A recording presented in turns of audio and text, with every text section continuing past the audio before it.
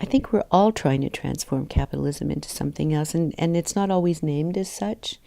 As I was saying to you before, I think one of the most important ways in which to do it is to be more welcoming to new kinds of initiatives that don't necessarily fit with who we are or who we've been historically.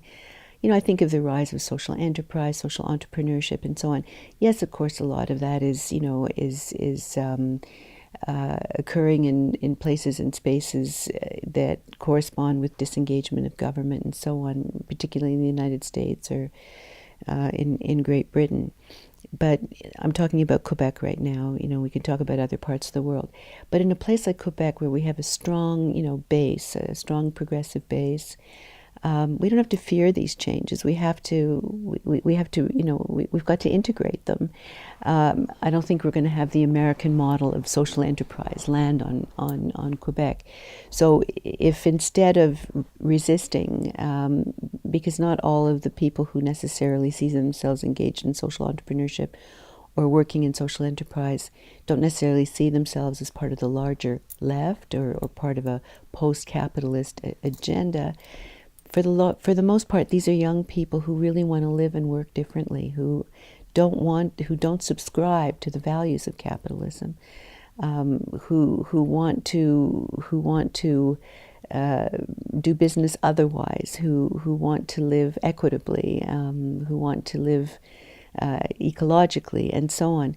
So there's a question of not preaching or being, we're not evangelists, but saying why not work collectively? I mean, so I think we have an opportunity now that we wouldn't have had maybe 15 years ago. I mean, in many ways, the crises that we're living in these are opportunities to be able to move forward towards some form of transformation.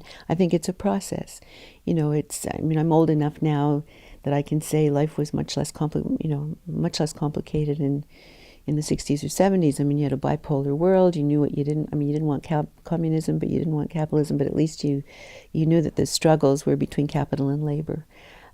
It's much more complex now, and I think one has to embrace that complexity rather than resist it, or rather than try to pigeonhole people or communities or issues into ideological boxes where we feel comfortable. I think we have to learn how to work with discomfort. I think that's a lesson that I've learned, like to be able to walk into venues or situations where I'm not comfortable, but it's the only way that things will really change. You don't go in there to teach, but you're learning as much as you're teaching. I've learned a lot from people that I would never have very much in common with, but I have a colleague of mine who always says 1 + 1 = 3 if you're open, and I think I've seen a lot of that 1 + 1 = 3. So I think that when we talk about transformation, the road to the revolution, was paved, we thought, but it's complex. It's a very windy road. I mean, look what's happening in France right now with the Gilets jaunes. Do we know? I mean, do we really know? Can we say that this is all, a populist right, rural reaction to carbon taxes? No, because there's a lot of very progressive people who have joined that movement. So you've got a coalescence of populist left and right, and then just disenchanted people who are expressing anger and frustration with, elitist politics.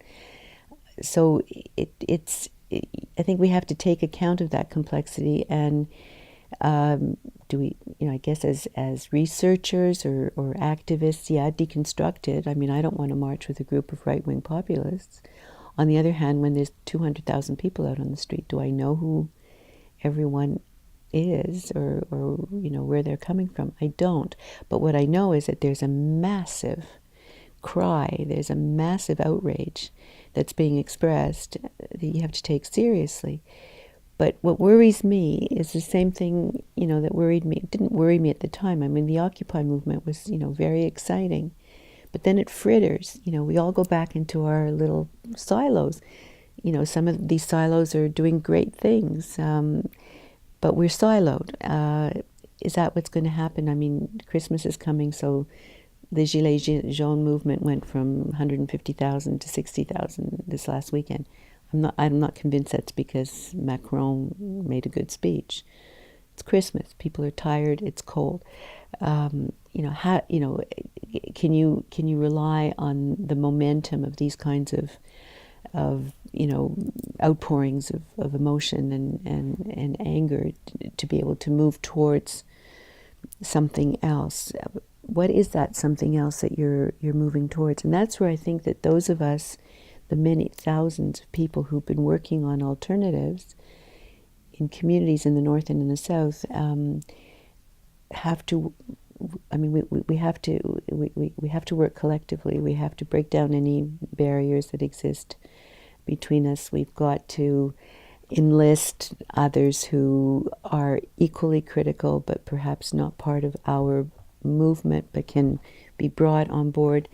I think this is complicated because we're not in the 1960s and 70s, and we don't have, a unified labor movement working against this big machine called capitalism. And you've got your front lines, and the battle, the battle lines are drawn. It's much more complicated. But I'm hopeful. I even have a colleague. I'd like to share his. So I have a colleague who's quite hopeful about 220 in the U.S. He thinks that finally, the Democrats are waking up and that they're going to have some, more grassroots candidates who can speak to people in ways that the Democratic elite or the elite of the Democratic Party can't speak, or they've lost their capability, their capacity to speak, and that in fact, the Trump machine is this is history. So there are a lot of hopeful people out there who feel that there is this bubbling up of a positive, high energy, progressive, populist response. But reacting isn't enough. We have to have.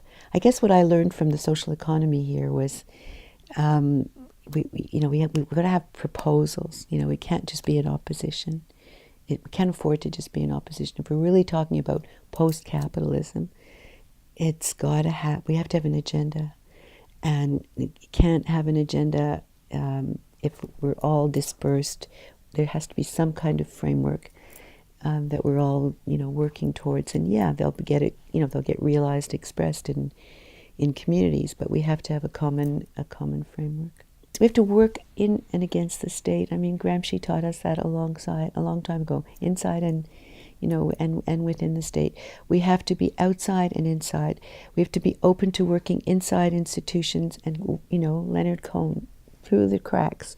There's always light, through those cracks, and not be rigid and erect barriers where we feel that we don't have common cause, and we'll only work with those that that are our allies. It's not enough anymore. It's not enough, first of all, to face major challenges, the planetary one being, of course, the biggest and most complex and the most difficult to achieve. But if we really want to move forward, we need new allies. I think, though, that's something that I've learned, that we've learned. And if you look at the way the social economy has evolved in Quebec, it's never abandoned its values. It is about promoting collective enterprises, collective ownership, co-ops and nonprofit. But it has the capacity to dialogue with others. And if we're working with young people who are very keen on becoming social entrepreneurs because they're really genuinely good people, there's a way in which you can use popular education, or you can use exposure to the collectively owned enterprises, and try to be positively persuasive through learning, and say, well, did you consider perhaps working cooperatively or creating a nonprofit? Oftentimes, some of these initiatives that are called social entrepreneurship or social enterprise are simply pragmatic responses to social values, because it's often seen as easier to just go and fill out a form and pay $30 and become an SME or a small enterprise than it is to form a co-op or to form a nonprofit. It's much more complicated. So we can't be judgmental, and I think that's a lesson. It's not just to be nice; it's to be really strategic. Being judgmental, pick your enemies. We can't create walls between people who are working towards the same ultimate goals as we are, but coming at it, through more of a moral critique rather than equipped with a political understanding of, a kind of progressive political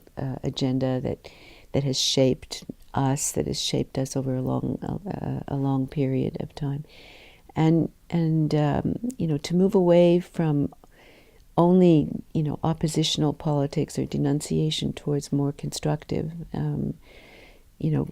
constructive ways in which to in which to work collectively and to work across boundaries. We have to work across boundaries. I don't think we have any choice.